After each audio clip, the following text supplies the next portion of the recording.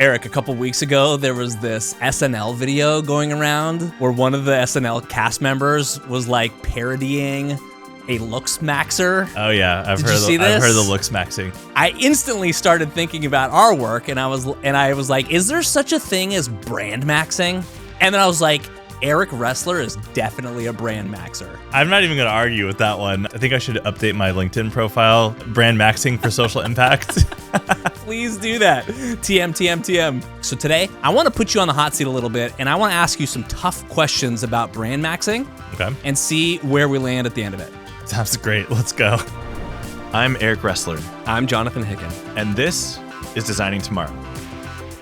So just to start things off, when I say brandmaxxing, I'm talking about an organization, its leadership, its board in some cases, going all in on brand. It's almost like the Eric Ressler method, like taking everything you say and implementing it 1,000%. Okay, and being the best of the best at branding in every way that you and I have talked about on the show and more. Max resources, max attention, everything. Okay, and then the opposite end of the spectrum is debranding. So this is deliberately going out of your way to remove all elements of brand from your organization. Almost like, think of it as like a total decentralized play where you as the organization are taking zero credit for your work. Okay. Now, I actually don't know that exists in reality, but just as like a thought experiment. Yeah. This is what I mean by brandmaxxing and debranding. And so when I started to dig into the implications of these two ends of the spectrum, I came up with a whole list of questions for you. All right. Okay, so the first is like, if you kind of think about core philosophy of these two ends of the spectrum. One is like humility, right? And we've talked about this in past episodes of like not being visible could actually just come from this moral place of being humble and not wanting to get into it. And so success is really measured by like just how embedded you are in the ecosystem of impact that you're working on quietly, okay? Okay. The opposite end of the spectrum is brandmaxxing, where like dominance and distinction is really the goal, where success is measured by becoming like the authority on some particular kind of work. Do you see any reason when it comes to core philosophy not to be a brandmaxxer? Okay, so I love this, first of all. I just want to say that. I'm not like a deep student of looksmaxxing, so I should get that out of the way. I've like, it keeps coming up on my feeds. So my understanding, please correct me if you have a different understanding about this. I've seen this like SNL skit, but I haven't actually watched it. Looksmaxxing, from my understanding, is like this philosophy that like appearance matters so much in modern culture, especially if you're a young person, whatever. And that it's a good strategy to become as attractive as you possibly can by any means necessary. I think like the main dude, like, is it Clavicar or whatever, something that they like that. parodied? He like literally smashes his face with a hammer to like restructure his jawbone. Yeah, I haven't actually witnessed that, but that's the claim. Okay, so to me, that is clearly unhealthy, right? From not just a physical standpoint, but it's an unhealthy philosophy. So that's where I would say, like, can you get there from a branding standpoint? Whereas like getting close to that, but not quite that far. Like let's take, diet, exercise, sleep, like things that will have a positive impact on your appearance. Maybe even like self-care and like, your apparel and like things that matter and that are by any normal standpoint like a good thing to do. I think there's like a version of brand that I advocate for. So I want to just put it on the table. I don't want to say I'm a brand maxer to the point where it's like brand is the only thing that matters. Impact doesn't matter at all. All you need to do is become the authority. You shouldn't be humble about your work. So I think there is a version of like brand maxing that, just like looksmaxxing, or my understanding of looksmaxxing, can go too far. Okay, so there's an unhealthy version of investment in brand. And so for you, what's the line? So first of all, I would say I can't think of a single example of that in the social impact space. Examples that I might think about would be like maybe some personal brands, right? Where like people have built up a brand about themselves that is so powerful that they basically become like audience captured, where like they stand for something and they have so much financial incentive and audience incentive that they're even like maybe sometimes going against their own self-interest, or like going against their true core beliefs or identity. Like that would be an example of Brandmaxxing gone too far. There might be some examples in the social impact space of orgs that like maybe, let's say like in the political space where there's like so much investment in donor acquisition and just like spamming people, and you might consider that kind of in the purview of brand or under the brand umbrella at some level, communication certainly, where like as soon as it starts to be at odds with your identity and your beliefs and your values as an organization, whatever and however that shows up, to me that would go from, you know, strategically sound Brandmaxxing to unhealthy short-term thinking Brandmaxxing. And I want to say one more thing that's kind of interesting in this thought experiment around Brandmaxxing. There is, I think, in the looksmaxxing community, this sort of like pragmatism element to it that I think gets taken too far, but is rooted in some sort of truth, which is that like humans are influenced by appearance, right? And I think there's a parallel in brand and in social impact, which is that humans are influenced by brand and stories. And so when you talk about the other side, this kind of like humility side, you can do that, but at some level, you got to realize you have to play the game at some level. And I think there is a way to play the game in a healthy, values-aligned way that is just a net positive. Okay, let's talk about debranding and Brandmaxxing in the context of like an ecosystem of work. Okay, so like in the debranding example, when you're a minimalist, maybe it creates more room for your partners to be more visible, right? Like, is there sort of imagining like visibility as almost like this zero-sum game? And so if you're debranded, you're creating more space for partners who are doing similar work to be seen or to be uplifted, especially if we're working with underserved communities of color, etc. Like, is there valor in sort of debranding to make space for others versus Brandmaxxing, which would be like, take as much of that pie as you can, even if it means that other people in your space are getting less attention? Okay, well, I don't think it's a zero-sum game.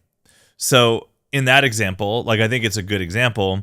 Let's say there is an org that has a lot of attention already, kind of go-to org for any given issue or community or whatever, and they want to debrand to make more space for other people. I think that is a worse strategy than leveraging their platform and their power and their brand prowess to uplift those other people and to give them a platform that they don't have yet.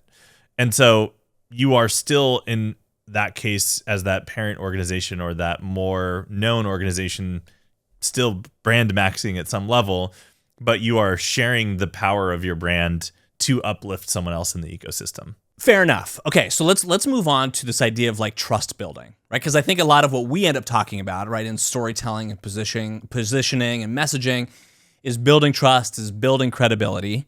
And so there's a version of debranding where you are earning trust from the depths of your relationships that are happening kind of in the 3D world, in the real world, where Brandmaxxing is almost more of like it could be like a breadth play, a breadth of social proof where you are earning trust through scale of visibility and almost like celebrity.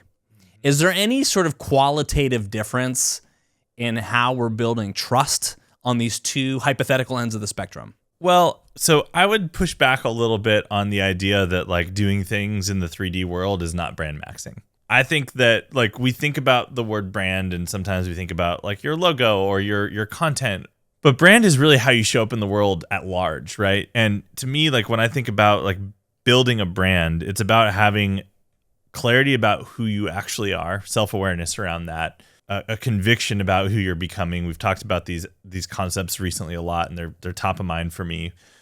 And a consistent set of actions and truth to reinforce those things. And so to me, yes, that's your brand identity system and your website and your messaging and your communications, but it's just as more, if not more, important that your real world actions, small or large, reinforce your brand too.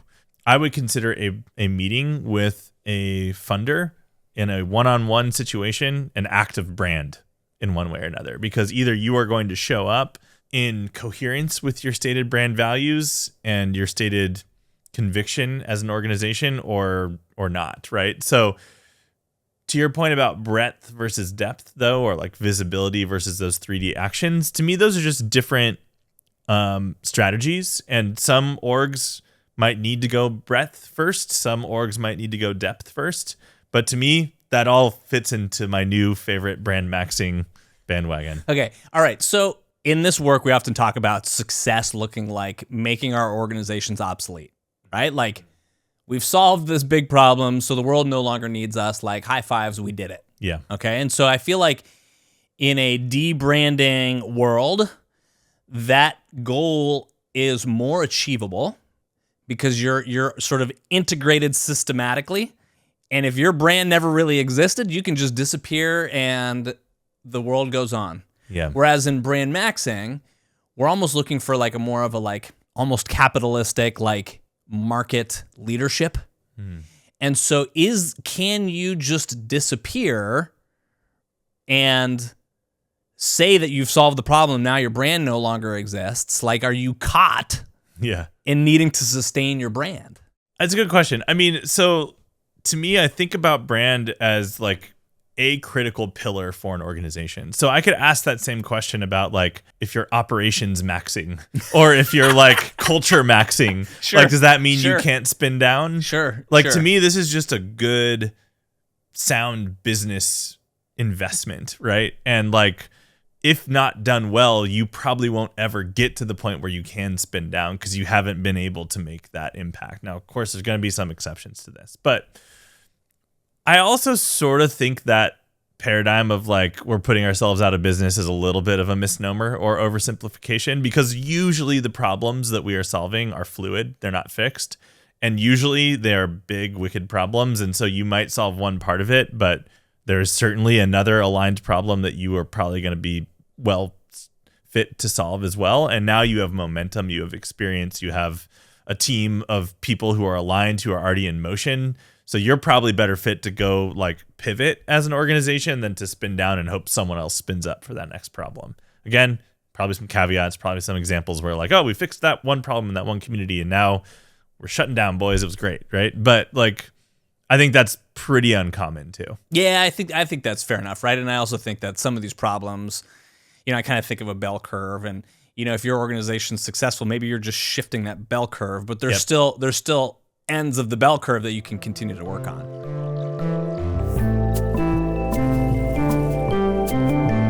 Hey friends, real quick before we continue today's episode. I'm Eric Ressler, founder and creative director at Cosmic. Cosmic is a creative agency purpose-built for nonprofits and mission-driven organizations. For the last 15 years, we've helped leaders like you nail your impact story and sharpen your strategy. But we're not here to just leave you with a fancy slide deck and a pat on the back. We roll up our sleeves and help you bring our ideas to life through campaigns, creative, and digital experiences. Our work together helps you earn trust, connect deeply with your supporters, and grow your fundraising and your impact. If you value the thinking we share here and want it applied to your biggest challenges, let's talk at designbycosmic.com. All right, back to today's conversation.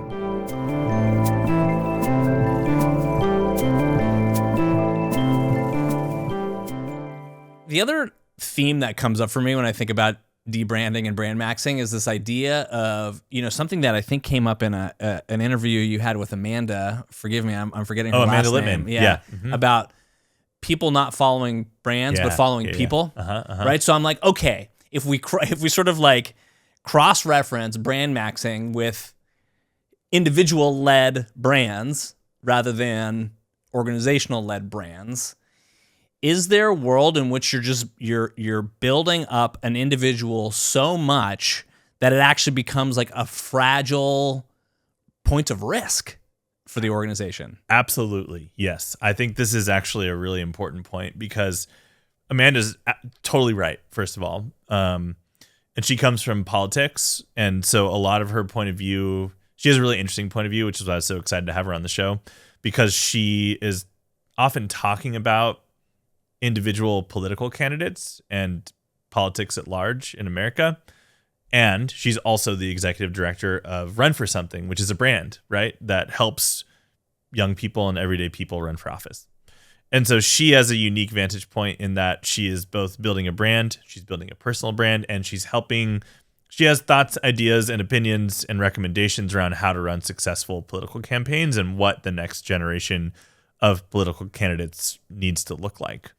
And I think her point that you reference is that newer generations especially, but just culture at large right now, doesn't have the same relationship that we used to brands, and especially like Fortune 500 brands or big corporate brands, even like institutions as brands. Like you see this so much in like, the academy or science or political institutions where there's such a degradation of trust that has happened in those institutions that used to just be like, of course we're going to do what the CDC does. And now it's like, well, what does my Instagram influencer think about vaccine schedules?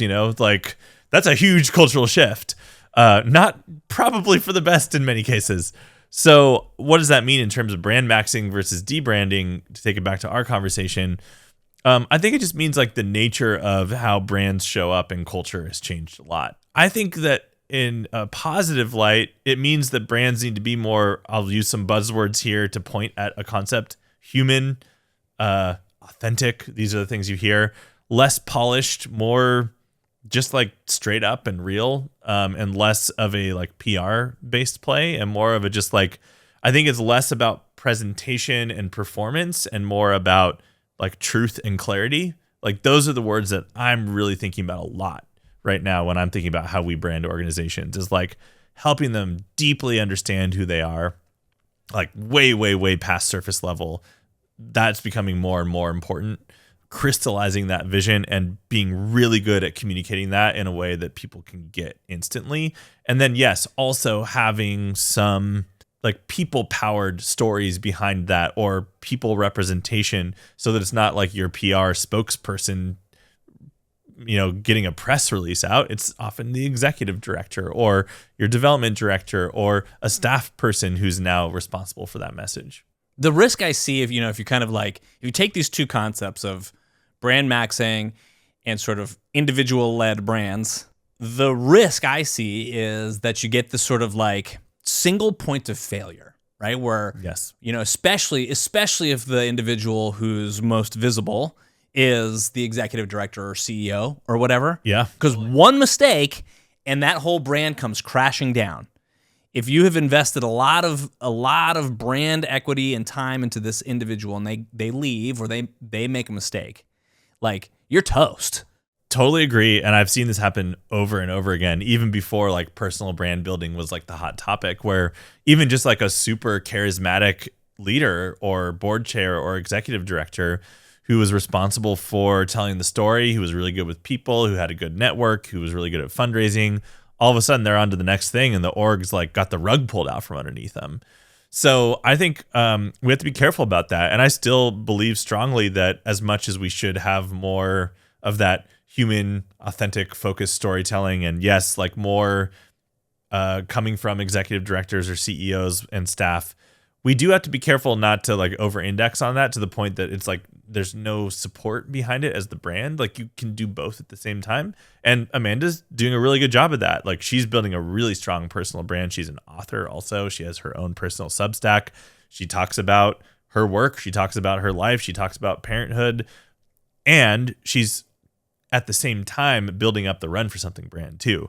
If Amanda were to leave, like it would be a big thing for their brand probably, but she wouldn't be leaving behind an empty shell either. So I think there is some pragmatic balance that you have to strike there. Yeah, we want to tell human stories, and I think all the listeners can agree that's important. But there's this nuanced distinction between telling human stories and centering your brand on an individual that works there. Yes. Frankly, I'm thinking about it in my own work because now I'm hosting a podcast for the Seymour Center. Yep. That is arguably the most visible thing that we're doing that's outside of our building. Right. And so, I think about that. I'm like, oh, I don't want to put my organization in a risky spot because now so much of the attention's on me. At the same time, I know that raising money, people give to people. Yes. And I want donors to get to know me. So this is a way to do that, right? So there's this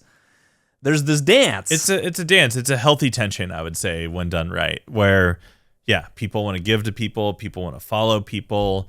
I don't think that means you can't also build a strong brand, but I do think it means you have to be intentional about that. So you've built this studio, you've built this strategy and this workflow around creating content. If you were to leave or, God forbid, like get hit by a car or something or like whatever and disappear all of a sudden, it would be a transition, but you've also built some infrastructure out that someone else on the team could come in and take over, right? And I think also the distinction is like the story is not about the person. The story is delivered through the person in a personal human way. That's a cool distinction there. That the individual is the channel by which the message of the sort of organization is delivered. That's a cool way to think about it. But the challenge there is like not at the expense of your personality and your humanity, right? Like I still need to be Jonathan. You still need to be Jonathan, yeah. Right? Like you can't just be like a shell spokesperson. I think that's the thing that doesn't work anymore, where you're just like, I'm going to put on my suit and tie and say the company line. Like that's not personal brand building. That's not the kind of message or story or delivery method that's working in our current media environment. Ultimately, all of this is about balance. Yes. Right? I mean, debranding, and we set up the premise with these two extremes, yeah. right? Yeah. So like by nature, we're going to fall somewhere in the middle, but also that's really the reality of it.